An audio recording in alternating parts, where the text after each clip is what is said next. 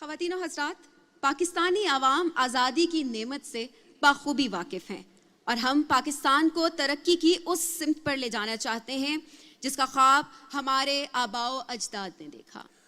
معزز حاضرین، ناظرین اور سامعین، آج کی تقریب کے مہمان خصوصی عزت مآب وزیر اعظم اسلامی جمہوریہ پاکستان جناب محمد شہباز شریف کو اب ہم خطاب کی دعوت دیں گے۔ عزت مآب وزیر اعظم اسلامی جمہوریہ پاکستان جناب محمد شہباز شریف۔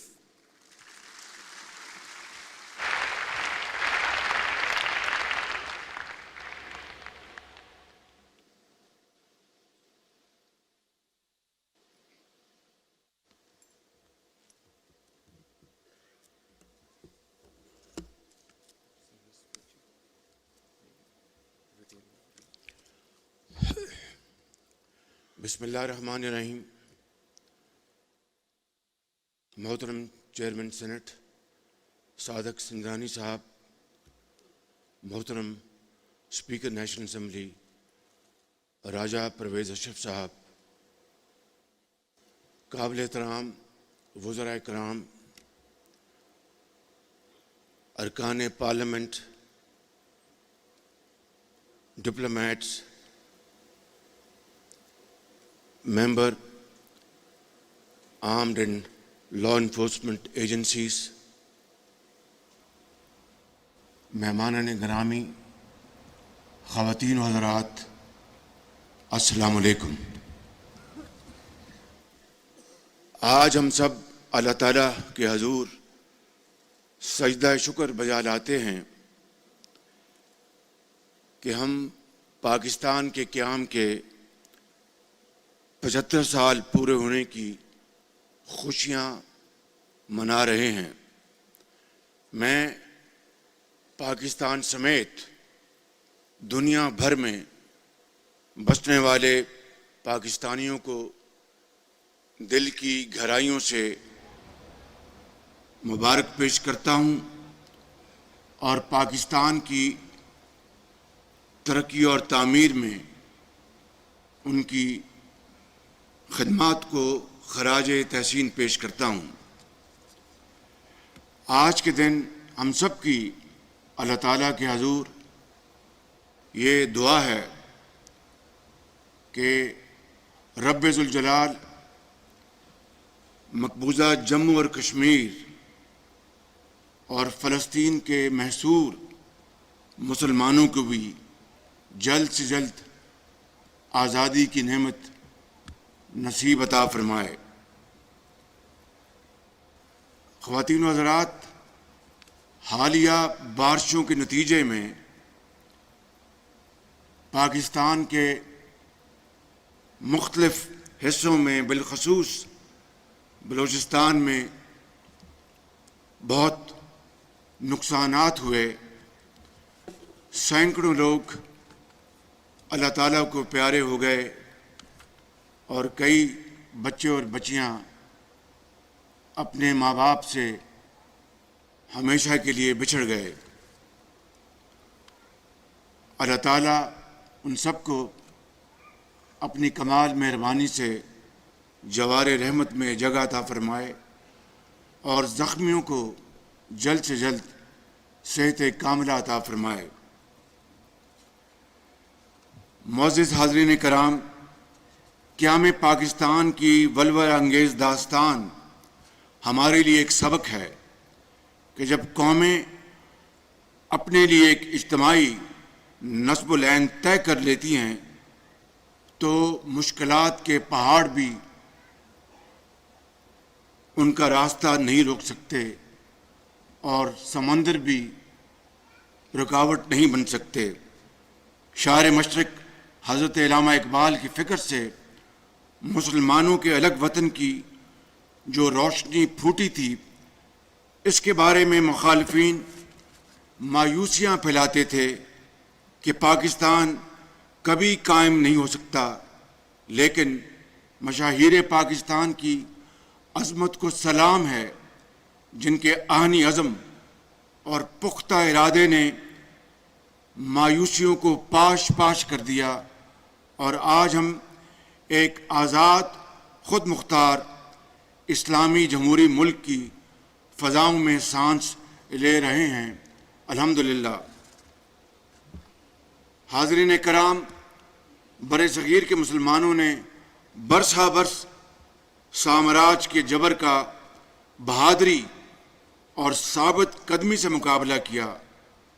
ان کے حوصلے پست نہیں ہوئے، انہوں نے خون کے دریا عبور کیے، شہادتیں دیں، تاریخ کی سب سے بڑی ہجرت کے غم سہے، اپنوں کو کھو دیا، لیکن اپنا مقصد حاصل کرنے میں کامیاب رہے۔ یہ ان عظیم قربانیوں کا انعام تھا کہ اللہ تعالیٰ نے ہمیں ایک نظریاتی ملک عطا کیا اور سامراج کی غلامی سے نجات دلائی۔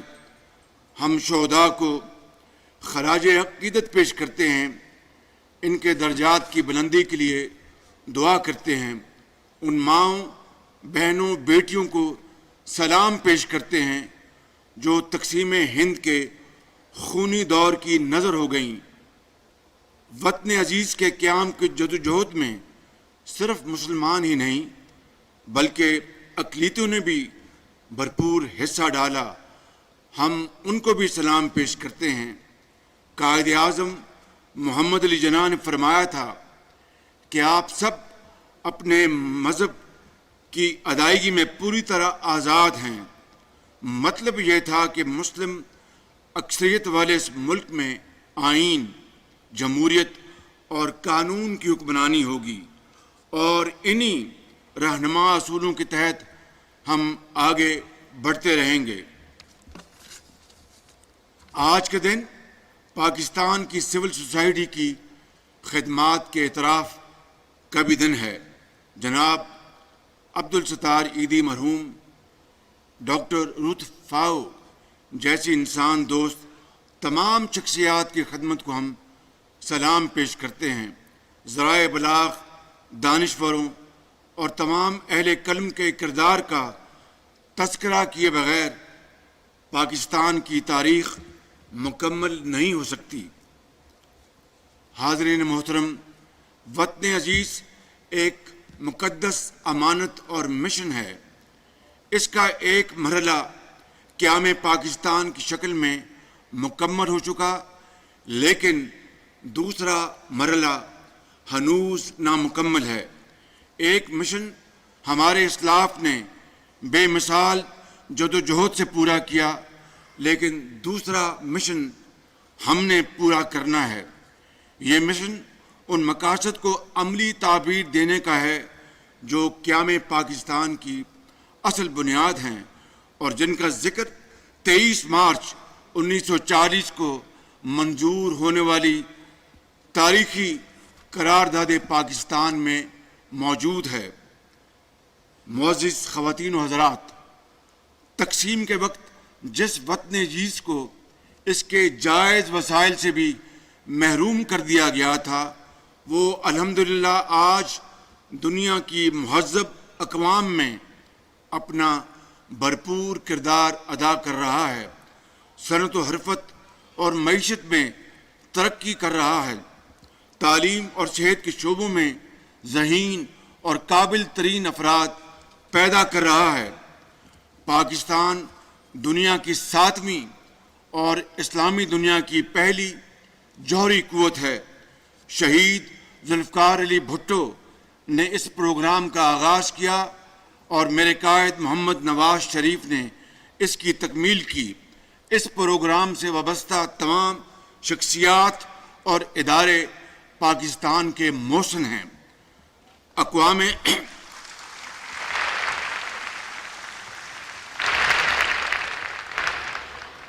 متحدہ کی عالمی امن کی کوششوں میں ہمارا نمایاں کردار ہے۔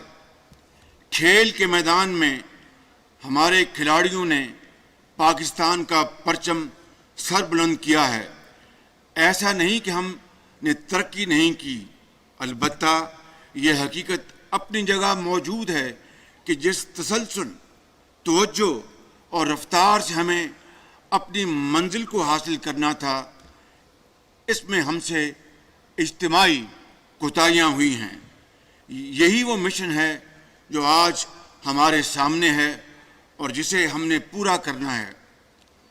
بحیثیت قوم آج ہمیں اپنا محاسبہ کرنا ہوگا۔ اس کے لیے ہمیں نیشنل ڈائیلاگ کرنے کی ضرورت ہے تاکہ ماضی کی غلطیوں کی واضح نشاندہی کے ساتھ ساتھ اصلاح احوال کی مخلصانہ جدوجہد کا آغاز ہو، جس کا نقطہ آغاز میثاق معیشت بن سکتا ہے۔ عزیز اہل وطن، اپنے بزرگوں کی طرح ہم نے پاکستان کو دنیا کی معاشی قوت بنانے کا عہد کیا ہے۔ ہمیں دنیا کی بڑی معیشتوں میں شامل ہونے کا قومی ہدف مقرر کرنا ہوگا۔ یہی مستقبل کی راہ ہے۔ ہم جوہری قوت بن سکتے ہیں تو معاشی کیوں نہیں بن سکتے؟ اس کے لیے ہمیں دن رات ایک کرنا ہوگا، دنیا پر یہ ثابت کرنا ہوگا کہ پاکستان صلاحیت، جذبے اور تخلیقی قوتوں میں دنیا کی کسی قوم سے کم نہیں۔ خواتین و حضرات، یہ آزادی بڑی قربانیوں سے حاصل ہوئی ہے۔ اس کی حفاظت کے لیے ہم اپنے خون کا آخری قطرہ تک بہائیں گے۔ مایوسیاں پھیلانے والوں کی پھر ہار ہوگی۔ ہم سب مل کر پاکستان کو معاشی ترقی اور خوشحالی سے ہمکنار کریں گے۔ بہادر مسلح افواج کے ساتھ مل کر دشمنوں کے عزائم خاک میں ملا دیں گے۔ میرے نوجوانوں، آپ ہمارا مستقبل اور قیمتی اثاثہ ہیں۔ آپ نے اس ملک کو آگے لے کر جانا ہے۔ آپ کو مواقع اور وسائل کی فراہمی ہماری ذمہ داری ہے۔ آپ ماضی میں بھی ہماری ترجیحات کا مرکز رہے ہیں اور آج بھی ہماری ترجیحات کا مرکز آپ ہیں۔ حضرت قائد اعظم کی زندگی اور سیاسی جدوجہد گواہ ہے کہ آپ نے ہمیشہ نوجوانوں کو ایمان و اتحاد، نظم و ضبط اور تعلیم کے مسلسل حصول پر توجہ مرکوز رکھنے کی بار بار تلقین فرمائی۔ آج نوجوانوں سمیت ہم سب کو اسی سبق پر عمل کرنے کی ضرورت ہے۔ آج کے اس تاریخی دن پر میں اپنے بچوں، اپنے نوجوانوں سے دل کی بات کہنا چاہتا ہوں کہ آپ چاہتے ہیں کہ پاکستان دنیا کے جدید ممالک کی طرح ترقی کرے، کشکول اٹھا کر سمندر میں پھینک دیں، یہاں بھی معاشی ترقی اور سماجی انصاف ہو، ہم دنیا میں کھویا ہوا اپنا اصل مقام حاصل کریں، تو آئیں پاکستان کی تقدیر سنوارنے کے لیے ہم سب ایک ہو جائیں، امانت اور دیانت اور دن رات کی مخلصانہ محنت کو شعار بنا کر اپنے مشن کو کامیاب بنائیں۔ عزیز اہل وطن، مجھے بے حد خوشی ہے کہ 68 سال بعد پہلی مرتبہ پاکستان کے قومی ترانے کو دوبارہ ایک نئے آہنگ سے ریکارڈ کیا گیا ہے، جس میں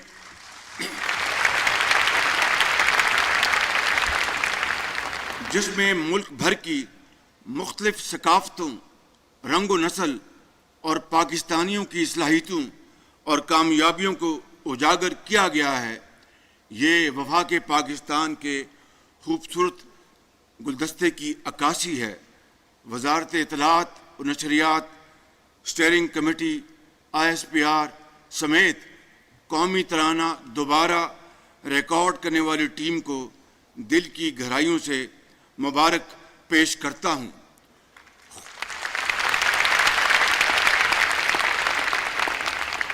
خوشی کی اس گھڑی میں آئیے ہم سب دعا کریں کہ اللہ تعالیٰ ہمیں قیام پاکستان کے حقیقی مقاصد کی تکمیل کے لیے ہمت اور توفیق عطا فرمائے، تاکہ ہم قیامت کے دن اللہ تعالیٰ کے حضور اور آنے والی نسلوں کے سامنے سرخرو ہو سکیں۔ پاکستان کی صورت میں اللہ تعالیٰ نے ہمیں جس نعمت سے نوازا ہے، اس کا صحیح معنوں میں شکر ادا کرنے کا بس یہی طریقہ ہے۔ قائد اعظم زندہ باد، پاکستان پائندہ باد۔